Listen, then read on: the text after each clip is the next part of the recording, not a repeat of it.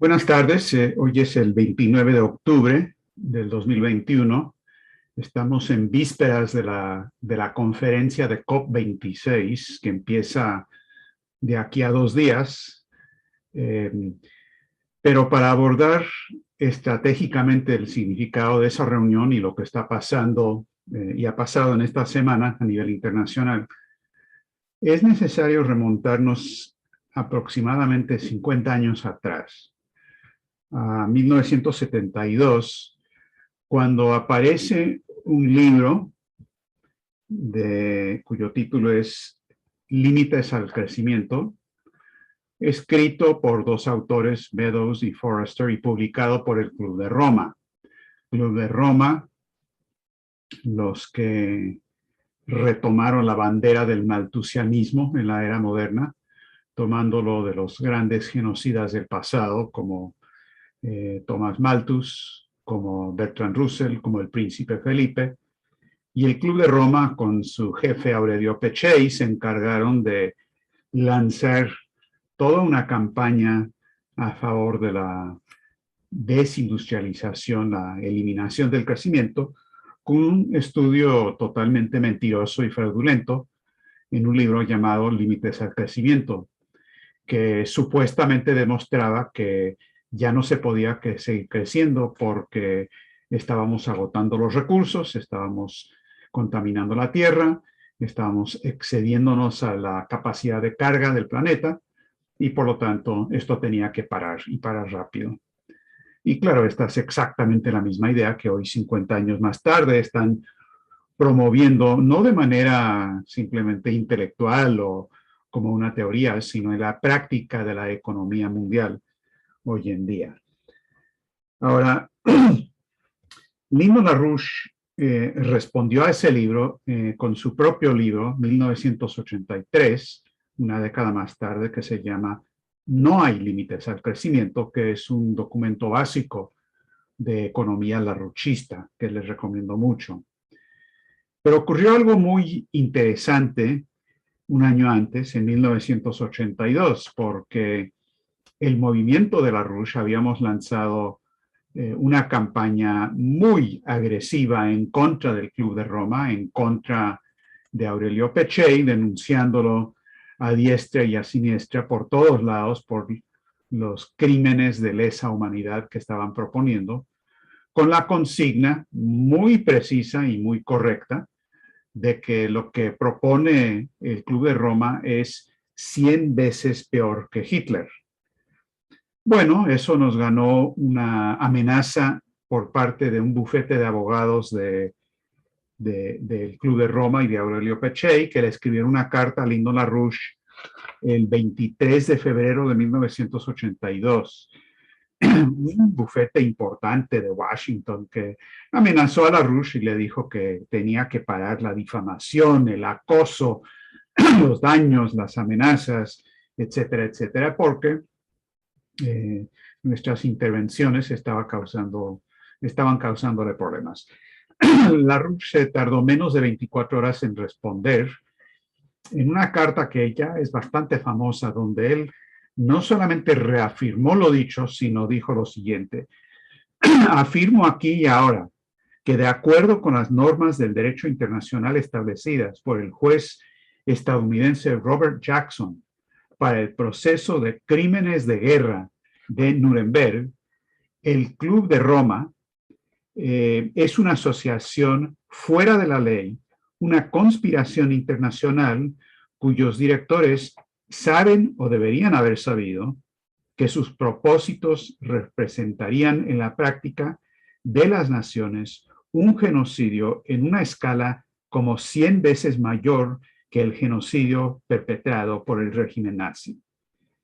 Entonces, no solamente no se patració LaRouche, sino agresivamente contraatacó, reiterando esta caracterización que es absolutamente correcta de crímenes 100 veces peores que las de Hitler. Ahora, lo planteado en el libro, así que perdón, No hay límites al crecimiento de LaRouche, es un concepto totalmente contrario del hombre de lo que se plantea en el libro del Club de Roma, y realmente es lo que va al fondo de estos dos paradigmas que están ahora en una confrontación final en esta conferencia de COP26. Y es la idea, por un lado, de que el hombre, según el Club de Roma y los malthusianos, no es muy diferente a cualquier bestia, si bien una bestia complicada y con ciertas capacidades, pero básicamente sí, tiene una expansión de la población y tiene límites al crecimiento porque agota los recursos y más nada, no hay otra cosa que ocurre. Es el concepto aristotélico, el concepto malthusiano, el concepto hedonista, el concepto de Hobbes. Y en contra de eso, Larouche plantea con Leibniz, con Cusa, con Platón, de que no, el hombre es capaz de desarrollar una comprensión de principios físicos universales que le permiten al hombre intervenir con su creatividad para mejorar la condición humana y siempre permitir un crecimiento sin límite, con tal y que siga avanzando con las tecnologías y con la ciencia y con la cultura clásica. Ahora, estos son los dos conceptos que están en una confrontación total en la reunión de Glasgow, de COP26, esta semana. Porque por un lado tenemos los que dicen y promueven que la población humana es excesiva, que estamos agotando todos los recursos, que no podemos seguir consumiendo y produciendo cambio climático supuestamente con el consumo de hidrocarburos y que tenemos que regresar a eras pretéritas en tecnología como de energía disque renovable, la eólica, la solar, que no son renovables, eso es falso, porque se requiere un aparato, una tecnología para aprovechar cualquier fuente energética y no es renovable de manera automática. Se tienen que construir molinos de viento, se tienen que construir paneles solares y esos son más dañinos que cualquier cosa para el medio ambiente. No son fuentes renovables, son fuentes interruptibles. Es decir, cuando no hay sol y cuando no hay viento, no hay energía. Y además, cuando sí hay sol y sí hay viento, la energía que produce es absolutamente insuficiente para mantener una población como la que tenemos de 7,5 mil millones de seres humanos. Y de ahí toda la campaña que estamos viendo en estos ciclos por imponer en contra de la voluntad de muchas naciones, pero imponer los límites al crecimiento con estas teorías fantásticas y falsas sobre el cambio climático. Es un hecho, para simplemente repetir lo que el movimiento Larouche ha dicho en muchas ocasiones, el cambio climático que sí hay, que si sube o baja la temperatura, si uno lo ve más allá de 100 años o 200 años, uno se da cuenta que han habido cambios por miles y millones de años en el planeta Tierra y que no es producto de cualquier actividad humana, sino de procesos solares y galácticos, que es lo que más que nada afecta el clima en la Tierra. Y es una situación muy compleja que no la entendemos del todo, pero en definitiva no tiene que ver con el asunto de CO2. Ahora, lo que está pasando, sin embargo, es que toda la reunión del COP26 no les está funcionando, se les está aguando la fiesta porque Putin no va a asistir. No se sabe si van o no van a hablar por videoconferencia. Putin también se está oponiendo tajantemente a la política especulativa respecto al gas natural en Europa y está proponiendo otra orientación totalmente diferente de tratados de largo plazo a precios fijos para garantizar el suministro del gas natural. India se opone a la descarbonización, no lo van a hacer porque no pueden sin matar a su gente.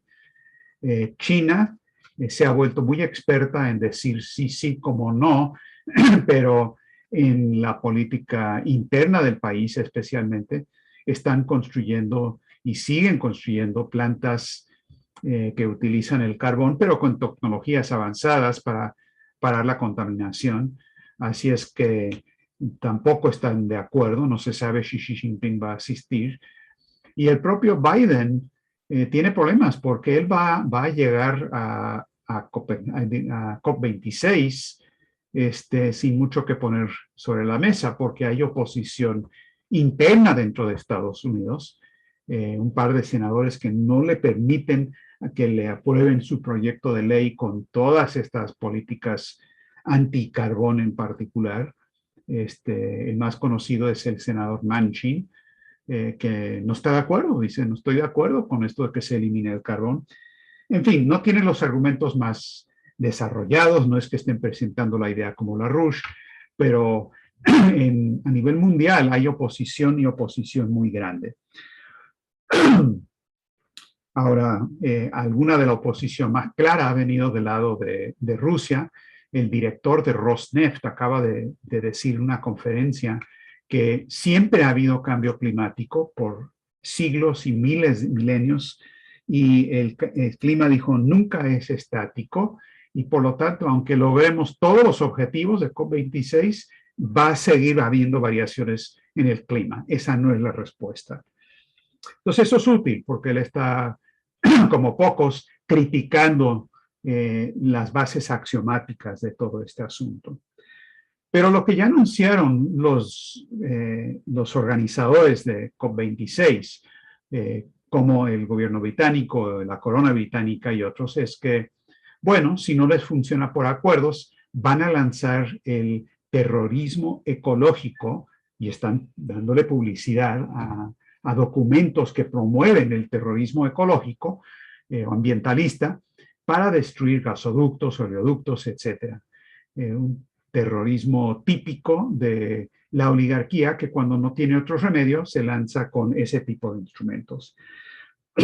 Y creo que esta decisión de anunciar que van a eso, si no ganan de la otra manera, si no va a ser por las buenas, va a ser por las malas, esto nos permite ver lo que realmente está pasando en todos los sentidos estratégicos, porque en este momento la actitud de esta casta gobernante, de este establishment, en todos los sectores, es de una desesperación, de una actitud frenética ante el desplome de su sistema, perdón, que están simplemente haciéndolo, aunque provoque reacciones, aunque provoque histeria, aunque sea una cosa abierta que están detrás de todo lo que está ocurriendo, no les importa. Están lanzándose como si no tuvieran un futuro y no lo tienen si es que no logran imponerse.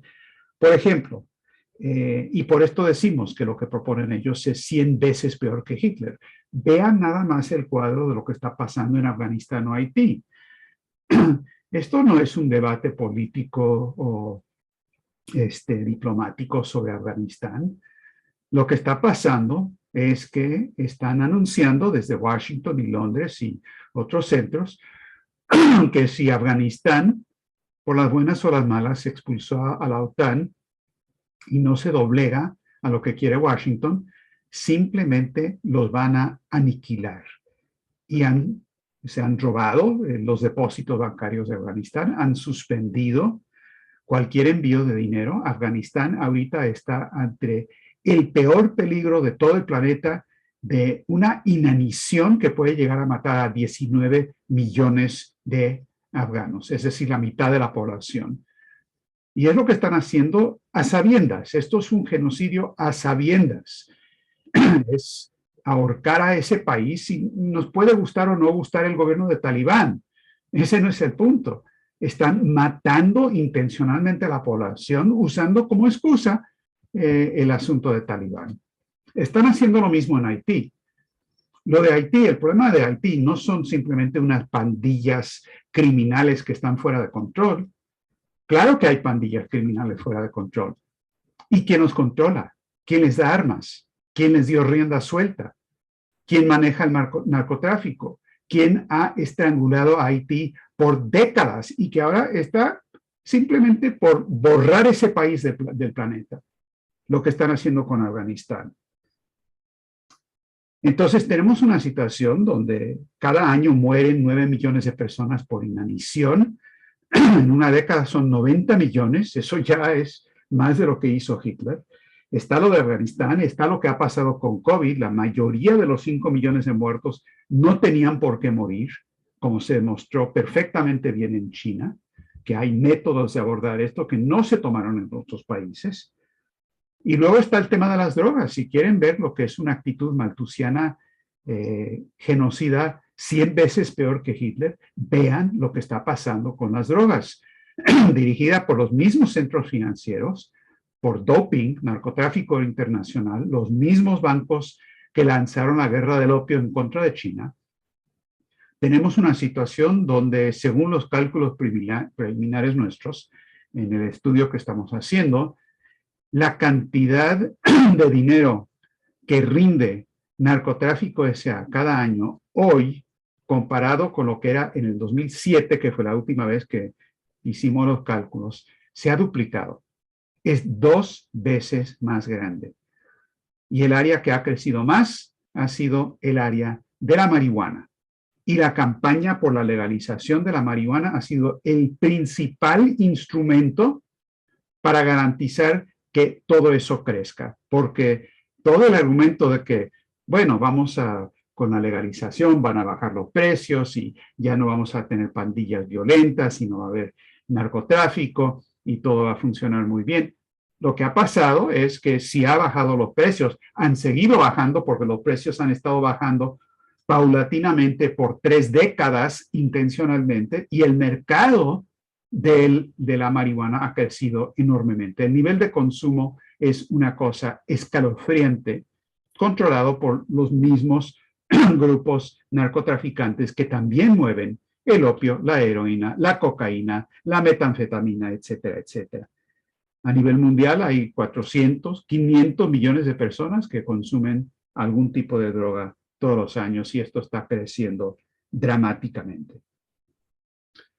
Luego está la situación de la hiperinflación, que ya lo hemos estado discutiendo en estas últimas semanas, pero vamos a sacar un volante a nivel internacional y tenemos nuevos estudios muy interesantes, por cierto, donde tomamos 20 de los productos, los commodities, los productos principales a nivel internacional: carbón, petróleo, gas natural, pollo, mineral de hierro, trigo, aluminio, etcétera, 20, y estudiamos los índices del aumento de precios en lo que va de este siglo, del 2000 al 2021. Y es muy interesante porque del 2000 al 2005, los primeros 5 años, fue un periodo de gran inflación de esos precios de entre 50 y 100% en ese periodo. Perdón. Luego, del 2010 al 2019, cuando había todo el efecto de la crisis del 2008 y estaban tratando de ver cómo aumentaban por emisión cuantitativa todos los agregados financieros, la inflación no fue tan alta. Pero luego, después de la reunión en Jackson Hole, en agosto del 2019, que fue la famosa reunión, que es una reunión anual de todos los banqueros principales, pero en esa ocasión, como ustedes que nos siguen y que están suscritos a nuestro servicio de alerta saben, y creo que nadie más lo sabe porque no informan estas cosas, en esa reunión, Mark Carney y los principales intereses financieros vinculados a BlackRock, que son los que dirigen en los diferentes gobiernos los cargos financieros y de los bancos centrales, propusieron e instrumentaron lo que llamaron un cambio de régimen monetario, en el que no solamente iba a haber emisión cuantitativa en lo monetario, cosa que estaba ocurriendo y luego aumentó drásticamente, sino que también iba a haber el equivalente de emisión cuantitativa en lo fiscal, es decir, iban a tomar control estos banqueros y los bancos centrales de los presupuestos nacionales, de los gobiernos de los estados nacionales, de los impuestos y de los gastos para canalizar todo única y exclusivamente a la gran burbuja especulativa en el aspecto verde, las llamadas finanzas verdes o el gran reajuste. Y claro, con ese cambio de política y con la emisión cuantitativa que aumentó a 3 billones de dólares al año, tenemos una situación que en estos últimos 2 años, de 2019 al 2021, los aumentos de los precios de estas 20 mercancías, estos commodities, aumentaron entre, lo más bajo fue de 25% a 250%. Entonces, esto es lo que estamos viendo hoy día. Esto se los menciono para demostrar una vez más que lo que está produciendo esto es la hiperinflación, es lo que LaRouche describió en su triple curva de la hiperinflación de los activos financieros principalmente. Y eso es lo que está ocurriendo. La solución también está exactamente como LaRouche lo definió, con las 4 leyes, incluyendo imponer una separación bancaria al estilo Glass-Steagall para tener una reorganización por bancarrota del sistema financiero para permitir que se emita crédito nuevo, actividades productivas. Ahora, eso no es lo que está ocurriendo hoy, todo lo contrario, y tenemos una situación donde las nuevas formas de hiperinflación incluyen, muy importante, todo el flujo financiero del narcotráfico, que nuestro cálculo hoy, como les decía, ya no es de 800 mil millones de dólares al año, sino de más o menos 1,5 billones, 1,5 billones de dólares al año de dinero sucio que se lava, entre otras cosas, y esta es una de las grandes innovaciones de Narcotráfico S.A., a través de las monedas digitales, incluido Bitcoin, que es el propósito principal de estas nuevas monedas, es quitar cualquier control de los gobiernos y de los intereses públicos y establecer algo absolutamente privado y sucio. Una de las principales maneras en que hoy se lava el dinero, esto yo no lo sabía hasta que lo estuve leyendo esta semana los diferentes informes. Por supuesto, se transportan billetes de 20 dólares y de 100 dólares de Estados Unidos a México para lavar el dinero, pero también ahora existen, como existe el Internet oscuro, ¿verdad? Ilegal, también existen cajeros automáticos que son ilegales, pero que forman parte de una red que si uno sabe dónde están y tiene derecho para ir a ellos, uno puede cambiar billetes en dólares a cambio de Bitcoin. Absolutamente no se puede trazar, es el narco lavado. Y eso es lo que está pasando con esto. Ahora, el cuadro estratégico no queda completo si no mencionamos la manera en que esta desesperación y esta actitud frenética de la oligarquía financiera por imponerse, porque saben que esto se viene abajo, tenemos que ver el cuadro en cuanto a las provocaciones de guerra. Porque lo que está pasando básicamente es que Rusia ha declarado claramente que el tema de Ucrania y la expansión de la OTAN es una línea roja para ellos. La respuesta del general Austin, que es el secretario de Defensa de Estados Unidos, y otros, ha sido, esa es la línea roja, eso es lo que vamos a hacer. Y Austin fue a Ucrania para decir exactamente eso. Esta semana Stoltenberg viajó a Finlandia, que no es miembro de la OTAN, para decirles, vengan, únanse a la OTAN. Cuando Rusia ha dicho, y no están jugando, esto es una provocación de guerra. Lo mismo está pasando con China. O sea, China dice, Taiwán es una línea roja, es parte de nuestro territorio. Hay que resolver los problemas sobre el camino con lo que ha sido la política de hace 50 años aprobado por Estados Unidos en ese entonces de una sola nación, 2 sistemas. Entonces, pero ahora lo que pasó es que el secretario de Estado Blinken dio un discurso cuando dijo que tenemos que garantizar que internacionalmente todos los países se muevan para darle a Taiwán un nuevo papel robusto en Naciones Unidas. O sea, casi les está dando de nuevo regresándoles su lugar en la ONU que perdieron hace 50 años, porque hay una sola China. Y bueno, por supuesto, China respondió de la manera que se pueden imaginar, con declaraciones muy fuertes diplomáticas, y también respondieron, y esto lo hablamos la semana pasada, con este lanzamiento, esta prueba de un nuevo proyectil chino hipersónico que le dio la vuelta a la Tierra, pero por el Polo Sur, y pudo atacar viniendo de esa dirección imprevista. Y tal y como habíamos planteado la semana pasada, que este era un flanco extremadamente vulnerable de Estados Unidos y la OTAN, en efecto, Milley, el jefe del Estado Mayor Conjunto de Estados Unidos, ayer dijo, este lanzamiento hipersónico de China nos preocupa mucho.